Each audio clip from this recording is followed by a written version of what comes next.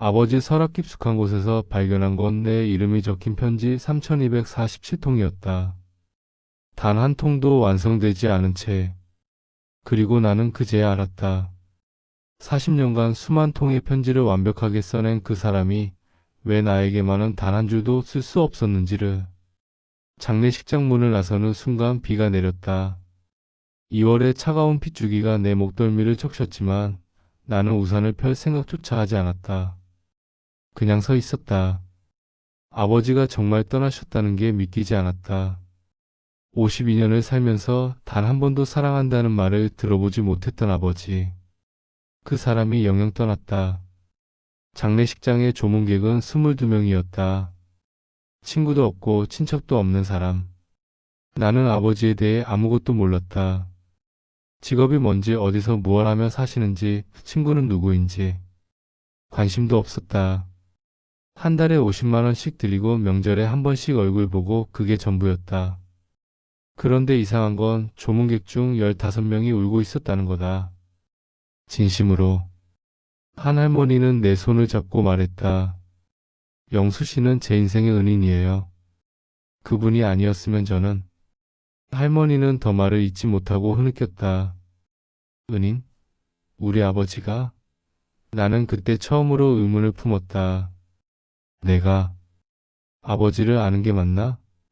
그날 밤 월세 35만 원짜리 아버지의 원룸문을 열었을 때 나는 숨이 멎는 줄 알았다. 6평도 안 되는 좁은 방. 낡은 싱크대 하나, 빛바랜 책상 하나. TV도 없었다. 냉장고에는 김치 한 통과 계란 6개. 옷장을 열자 셔츠 3벌, 바지 2벌. 이게 전부였다. 나는 그 순간 무너져 내렸다. 내가 한 달에 50만 원씩 드렸는데 아버지는 이렇게 사셨구나. 이 좁은 방에서 혼자. 그때 책상 위에 놓인 만년필이 눈에 들어왔다. 몽블랑. 최소 200만 원을 하는 고급 만년필이었다. 이상했다. 이렇게 검소하게 사시던 분이 왜 이런 만년필을? 서랍을 열었다. 만년필이 23자루 더 있었다. 모두 고급 브랜드. 그리고 공책들. 오래된 공책들이 가지런히 쌓여 있었다. 나는 떨리는 손으로 맨 위에 공책을 꺼냈다. 첫 페이지를 펼치는 순간 심장이 멎었다. 민호에게 오늘 내가 처음. 거기까지였다. 그 다음 줄은 굵게 지워져 있었다. 두 번째 페이지. 아들아, 아빠는 내가. 역시 지워져 있었다. 세 번째, 네 번째, 10번째. 모든 페이지가 똑같았다. 시작만 하고 지워진 문장들. 완성된 편지는 단 한 통도 없었다. 나는 떨리는 손으로 다른 공책들을 꺼냈다. 1985년, 1990년, 1998년, 2005년, 2015년, 2024년, 40년치였다. 공책 44권. 모든 공책의 제목은 똑같았다. 아버지의 정갈한 손글씨로. 민호에게 쓰지 못한 편지들. 3247통. 내가 세어봤다. 아버지는 40년간 나에게 편지를 쓰려고 시도하셨다. 3247번. 그리고 단 한 번도 완성하지 못하셨다. 왜? 왜 한 번도? 나는 공책들을 가슴에 안고 바닥에 주저앉았다. 그리고 울었다. 목이 쉬도록. 다음날 아침 방구석에 오래된 나무 캐비닛을 발견했다. 잠금 장치가 있었는데 열쇠는 책상 서랍에 있었다. 문을 열자 나는 뒤로 휘청거렸다. 편지였다. 수천 통의 편지. 아니, 편지 복사본들이었다. 빼곡하게 쌓여 있었다. 나는 무작위로 하나를 꺼내 읽었다. 사랑하는 당신에게. 당신을 처음 본 그날 세상의 모든 색이 달라 보였습니다. 회색이던 하늘이 파랗게 빛났고 바람에도 향기가 있다는 걸 알았습니다. 당신은 제 인생의 기적입니다. 뒤쪽에 작은 글씨로 적혀 있었다. 의뢰인 박선영 1986.3 12금액 500원. 의뢰인? 나는 다른 편지를 꺼냈다. 아들아, 미안하다. 25해 동안 한 번도 안아준 적 없었구나. 하지만 아빠는 매일 밤 내 방문 앞에 서서 용기를 냈단다. 노크를 하려고. 들어가서 내 어깨를 안으려고. 하지만 번번이 돌아섰어. 왜 그랬을까? 아빠도 모르겠구나. 의뢰인 이철수 1995.7 22 금액 3,000원. 편지마다 의뢰인 이름과 날짜, 금액이 적혀 있었다. 나는 손이 떨렸다. 아버지가 편지를 대필하는 일을 하셨다고? 평생을? 나는 그날 밤새 편지들을 읽었다. 사랑, 고백, 사과, 감사, 이별, 화해. 모든 종류의 편지가 있었다. 그리고 모든 편지가 완벽했다. 단어 하나하나가 심장을 울렸고 문장마다 영혼이 담겨 있었다. 이런 글을 쓰실 수 있는 분이 왜 나에게만은 단 한 줄도 완성하지 못하셨을까? 1985년부터 2024년까지 40년간의 기록. 마지막 편지는 3달 전 것이었다. 의뢰인은 이순자 할머니. 손자에게 보내는 편지였다. 우리 준호야, 할머니가 너무 보고 싶구나. 매일 창가에 앉아 내가 오기를 기다란다. 내 웃음소리가 그립고 내 목소리가 그립구나. 아름다운 편지였다. 완벽했다. 나는 캐비닛 앞에서 새벽 4시까지 앉아 있었다. 그리고 결심했다. 아버지를 찾아야겠다고. 내가 몰랐던 그 사람을. 아버지 지갑에서 낡은 명함을 발견했다. 청송문구 마이너스 서울 종로구 청송길 47. 그날 오후 나는 그곳으로 향했다. 구시가지의 좁은 골목. 30년은 촉히 넘어 보이는 낡은 문구점이 있었다. 문을 열자 종이와 잉크 냄새가 확 밀려왔다. 안에는 70대 후반쯤 되어 보이는 할머니가 계셨다. 나는 아버지 사진을 꺼냈다. 혹시 이분 아세요? 할머니의 얼굴이 환해졌다가 곧 일그러졌다. 눈시울이 붉어졌다. 영수씨. 할머니는 떨리는 목소리로 말했다. 전설이었어요. 이 가게. 할머니가 들려준 이야기는 내가 아는 아버지가 아니었다. 1983년부터 2024년까지 41년간 아버지는 이 문구점 구석자리에 앉아 계셨다고 한다. 매일 오전 9시부터 오후 6시까지 사람들의 편지를 대신 써주시면서 처음엔 300원이었어요. 할머니가 말했다. 1980년대 초반엔 글을 못 쓰는 사람들이 많았거든요.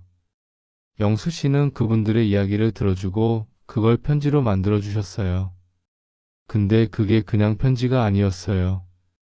마법 같았어요. 할머니는 계속했다. 사람들이 다시 찾아왔어요. 편지를 받은 사람들이 감사하다고, 인생이 바뀌었다고. 어떤 부분은 이혼 직전이었는데 영수 씨 편지 덕분에 화해했대요. 어떤 아들은 20년 만에 아버지를 용서했고요. 어떤 연인은 영수 씨 편지로 청혼해서 결혼했어요. 영수 씨는 사람들의 마음을 연결하는 사람이었어요. 나는 목이 메었다. 근데 왜 저는 몰랐을까요? 저는 아버지 아들인데. 할머니가 내 손을 잡았다. 영수 씨는 항상 당신 이야기만 하셨어요. 아드님 이야기. 얼마나 자랑스러운지, 얼마나 훌륭하게 자랐는지 매일 같이 얘기하셨어요. 나는 그 말에 무너졌다. 아버지는 나를 자랑하셨다고? 그렇게 무뚝뚝하시던 분이?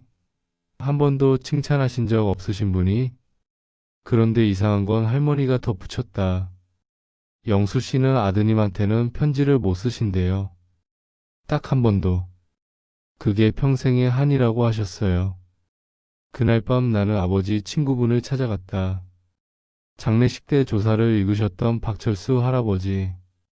80대의 그분은 작은 한옥에 혼자 사셨다. 나를 보자마자 안으로 모셨다. 영수 이야기 들으러 왔지?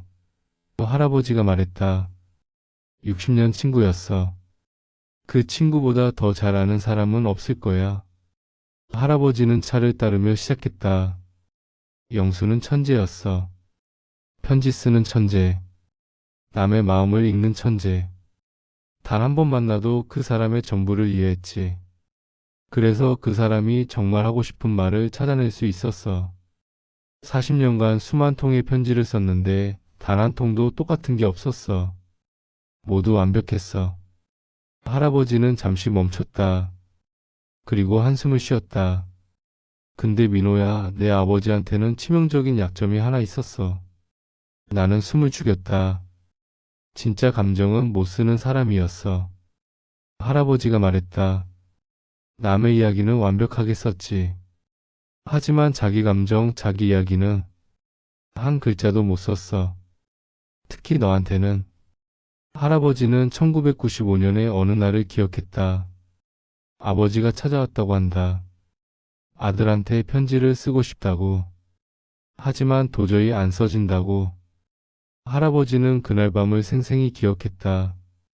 영수가 빈종이 앞에 앉아서 6시간을 꼼짝도 안 하고 있었어. 땀을 뻘뻘 흘리면서 한 글자도 못 쓰고 결국엔 울더라고. 철수야, 나 미치겠어. 수천 통의 편지를 썼는데 왜 내 아들한테는 한 줄도 안 나오는지 모르겠어. 왜일까? 왜 나만 이럴까? 그렇게 울면서 말이야. 할아버지는 계속했다. 영수는 거리가 있어야 글을 쓸 수 있는 사람이었어. 남의 아픔은 이해할 수 있었는데 자기 감정은 너무 가까워서 볼 수가 없었던 거야. 그리고 너는 영수한테 거리가 없었어. 너는 영수 그 자체였으니까. 할아버지가 내 눈을 똑바로 보며 말했다. 민호야, 내 아버지는 너를 너무 사랑했어. 사랑이 너무 커서 어떤 말로도 담을 수가 없었던 거야. 완벽하게 표현하고 싶은데 완벽한 말이 없으니까. 차라리 안 쓰는 게 나았던 거지. 너도 알잖아. 영수는 완벽주의자였어. 남한테 보여줄 수 없는 건 절대 안 하는 사람이었어. 그런 사람이 평생 내 편지만은 완성하지 못했어. 왜겠어? 내가 너무 소중해서야. 그날 밤 나는 다시 아버지 방으로 돌아왔다. 그리고 샅샅이 뒤졌다. 뭔가 더 있을 것 같았다. 책장 뒤 옷장 및 침대 아래. 그리고 마침내 찾았다. 싱크대 밑 가장 깊숙한 곳에 숨겨진 작은 나무 상자. 먼지가 수북이 쌓여 있었다. 손이 떨렸다. 상자를 열자 내 인생이 들어 있었다. 내가 6살 때 그린 그림. 아버지는 이걸 액자에 넣어 보관하고 계셨다. 초등학교 1학년 때 받은 상장. 코팅까지 되어 있었다. 중학교 때 쓴 일기장. 페이지마다 아버지의 연필 메모가 있었다. 오늘 민호가 속상해했구나. 내가 뭘 해줄 수 있을까? 우리 아들이 수학을 어려워하네. 과외를 알아봐야겠다. 민호는 친구들과 놀 때 제일 행복해 보인다. 고등학교 때 읽던 책들. 아버지가 다 읽으셨던 것 같다. 밑줄과 메모가 빼곡했다. 민호가 좋아한 문장. 이 부분에서 아들이 울었다. 대학 졸업 앨범. 모서리가 다 달아 있었다. 얼마나 자주 보셨을까? 결혼식 사진. 손자 사진들. 그리고 하나 더. 낡은 수첩. 40년치 달력이었다. 매년 내 생일에는 빨간 동그라미. 그리고 작은 글씨. 민호 6살. 혼자 신발 신음. 민호 10살. 학교에서 상 받음. 민호 18살. 대학 합격. 민호 27살. 결혼. 민호 30살. 아빠됨. 40년간 아버지는 내 인생의 모든 순간을 기록하셨다. 한 해도 빠짐없이. 나는 그 수첩을 보며 깨달았다. 아버지는 편지는 못 쓰셨지만 다른 방법으로 사랑을 표현하고 계셨구나. 기록하고 보관하고 간직하는 것으로. 그리고 그 순간 상자 밑에서 봉투 하나를 발견했다. 내 이름이 적혀 있었다. 민호에게. 이순자 할머니께 맡김. 2024년 11월 15일.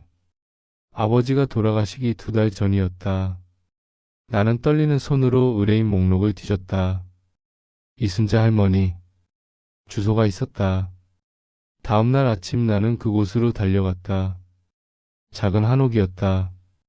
문을 두드리자 80대 후반의 할머니가 나왔다. 내가 영수 씨 아들이라고 하자 할머니는 눈물을 흘렸다. 기다렸어요. 당신을. 할머니는 나를 안으로 모셨다. 그리고 이야기를 시작했다. 영수 씨가 2달 전에 찾아왔어요. 평소와 달랐어요. 얼굴이 창백했고 숨소리가 거칠었어요. 그런데 이상한 부탁을 하셨어요. 할머니는 잠시 멈췄다. 손자한테 편지를 써달라고 하면서 자기도 옆에서 편지를 하나 쓰겠다고 했어요. 같이 쓰면 될 것 같다고. 저는 그때 이상했어요. 평생 남의 편지만 써주시던 분이 왜 갑자기? 제 편지는 30분 만에 끝났어요. 역시 완벽했어요. 근데 영수 씨는 할머니가 목이 메었다. 밤새 쓰셨어요.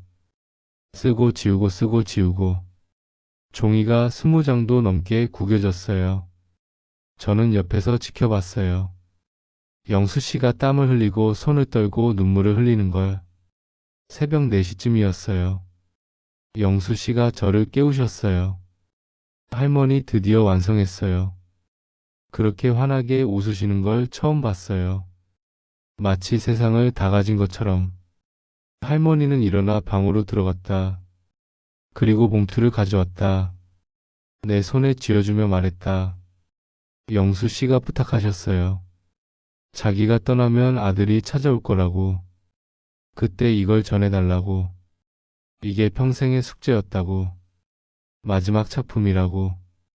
나는 봉투를 받았다. 차로 돌아와 한참을 앉아 있었다. 열 수가 없었다. 40년 만에 완성된 편지. 아버지의 첫 번째이자 마지막 편지. 심호흡을 하고 봉투를 열었다. 만년필로 정성스럽게 쓴 아버지의 손글씨. 나는 읽기 시작했다. 민호에게 아빠가 이 편지를 쓰기까지 40년이 걸렸구나. 40년간 수만 통의 편지를 쓰며 살았지만 정작 너한테는 단 한 줄도 완성하지 못했어. 왜였을까? 아빠도 오랫동안 몰랐단다. 그런데 이제야 알았어. 남의 이야기는 볼 수 있었어. 거리를 두고 정리해서 예쁜 말로 담을 수 있었지. 하지만 너는 아빠한테 거리가 없었으니까. 너는 아빠 인생 그 자체였으니까. 어떻게 내 인생을 편지로 쓰겠니? 어떻게 내 전부를 글자로 담겠니? 민호야, 너는 아빠가 30살 때 태어났어. 그 전까지 아빠는 그냥 살았어. 숨쉬고 먹고 자고.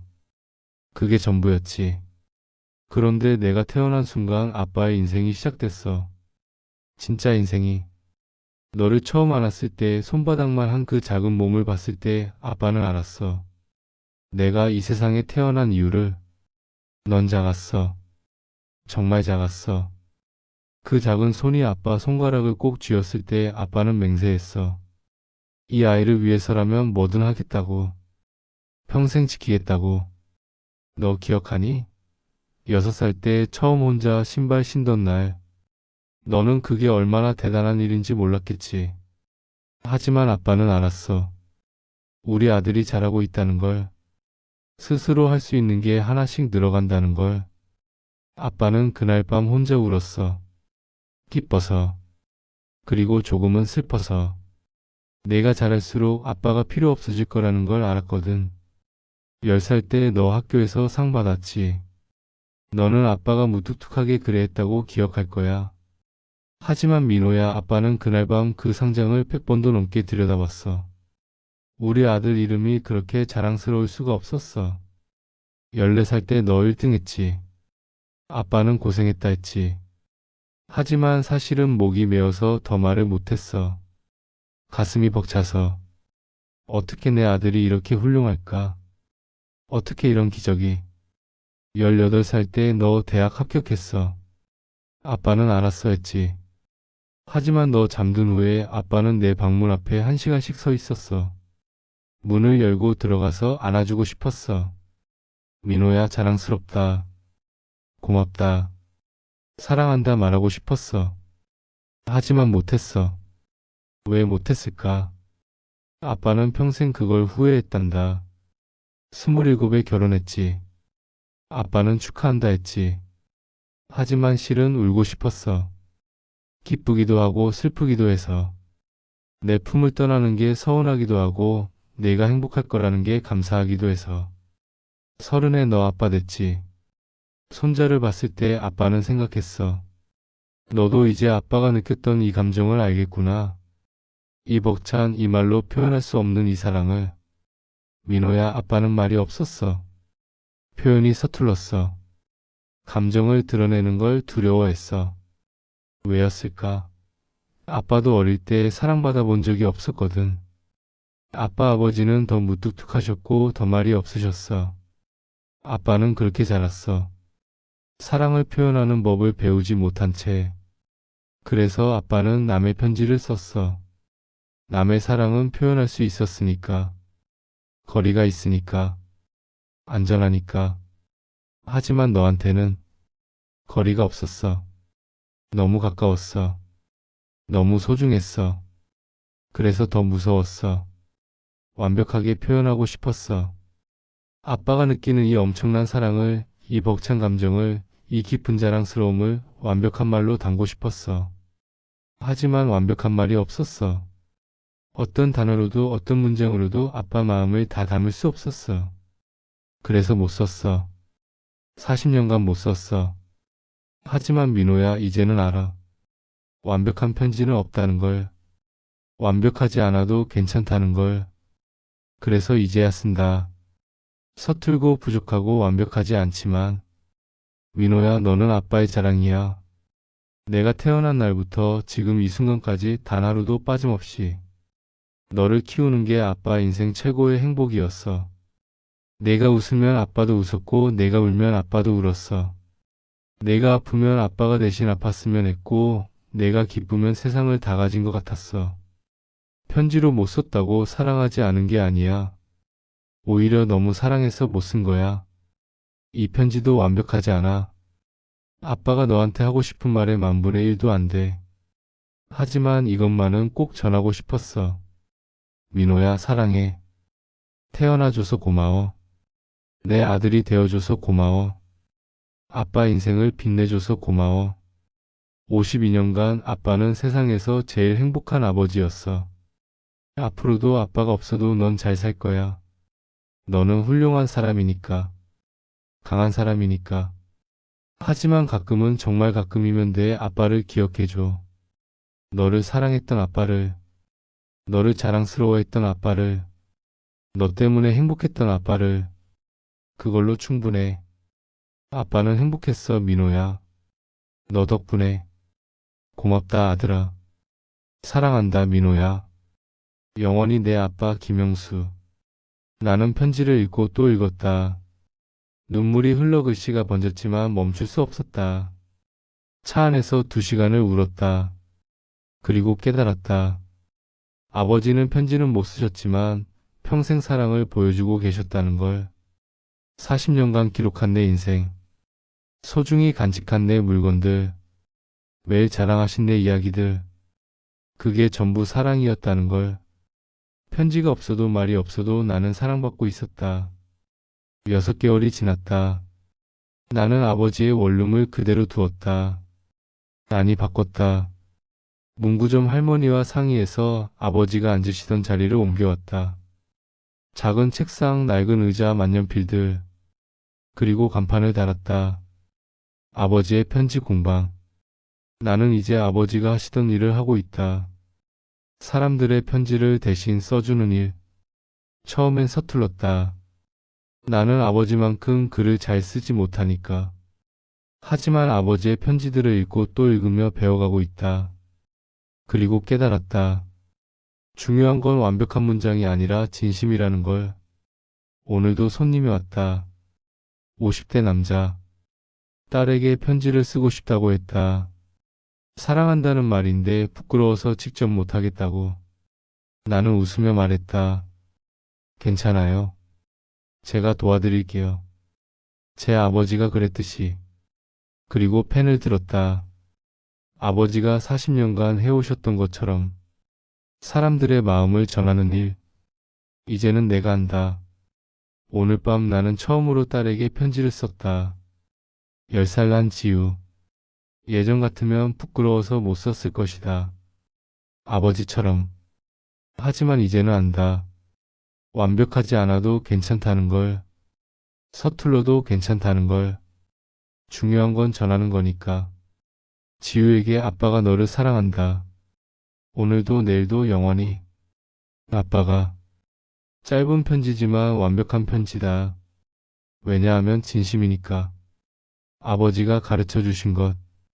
사랑은 완벽하지 않아도 전하면 된다는 것. 나는 편지를 접어 딸의 책상 위에 놓았다. 그리고 아버지 사진 앞에 섰다. 아버지 잘 배웠어요. 아버지의 마지막 편지로요. 저도 이제 사랑을 전할 수 있어요.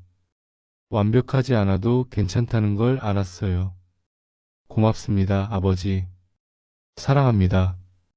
창밖으로 봄바람이 불어온다. 아버지가 좋아하시던 계절. 나는 미소 지었다. 아버지의 편지는 끝났지만 아버지의 사랑은 계속되고 있다. 내 마음속에서. 내 딸에게로. 그리고 내가 도와드리는 모든 사람들에게로. 사랑은 이렇게 이어지는 거구나. 완벽하지 않아도, 서툴러도, 전하면 되는 거구나. 아버지 고맙습니다. 당신의 마지막 편지 잘 받았습니다. 그리고 당신의 사랑 평생 간직하겠습니다.